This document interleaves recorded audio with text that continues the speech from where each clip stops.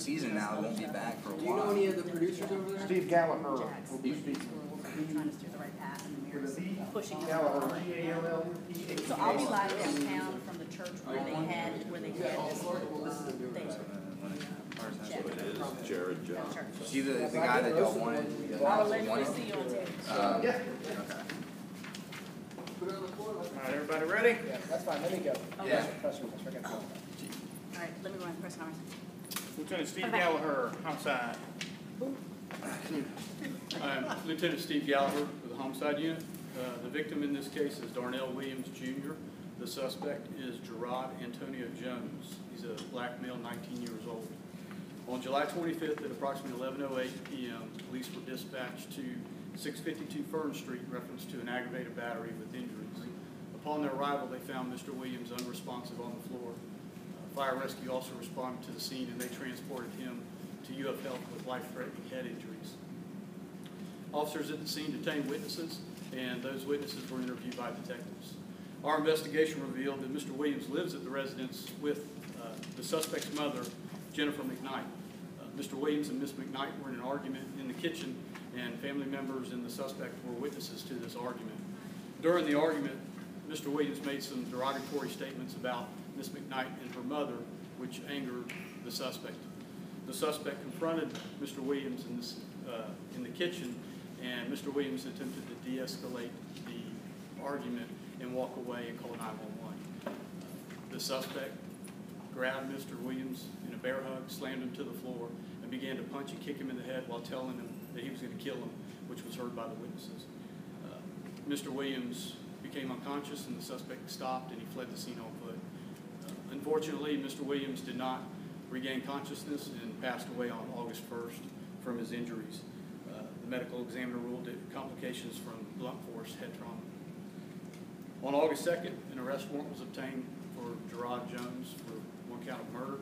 And on August 4th, at approximately 9:30 p.m., with the assistance of the local chapter of Mad Dads, Gerard Jones turned himself in to the police and was booked into the pretrial detention facility. I can take any questions. What was said to the mother? Can you be any more specific besides the derogatory statement? He called her a bitch. This was Eric Bennett with actually, this was his mother that the comments were, This was the suspect's mother, and he made that comment about her and her mother. so he, I guess, was defending her per se. Well, can you tell me what the argument began with? Do you know that? I believe it was his being out drinking earlier in the evening. Okay. Did anybody try to stop him or anything? Do you know? Did anybody intervene at all? A younger brother of the suspect attempted to pull the suspect off of the victim, but was unable to. The suspect is pretty large in stature. How long did the beating take place? I don't have a time. I know it was long enough to render him unconscious and to never recover. You said he was punching him and kicking him? Yes. Is that, so punching and kicking in the head too? The head and chest. Yeah. Switching gears, is there anything new as far as the Lonzie case? No, not at this time. Anything else? How old was the victim? He was 42. Thank you. What was his relationship with the mother? They lived together for about 6 years. Were they partners, or were they just roommates, or? They were boyfriend and girlfriend.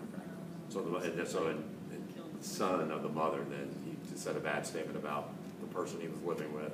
The son beat him up, what it sounds like. Yes. Okay. And then you said, was there another woman? You said there were... He made the statement about the suspect's mom and his grandmother.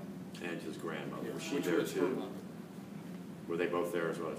I'm not sure if the grandmother was there.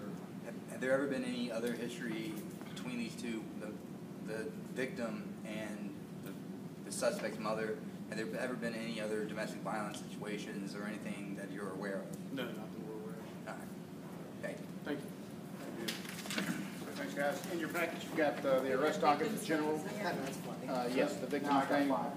There's a battery domestic arrest docket in there as well. You have a warrant for battery domestic violence. That is in there as well. That victim is redacted for 119 battery.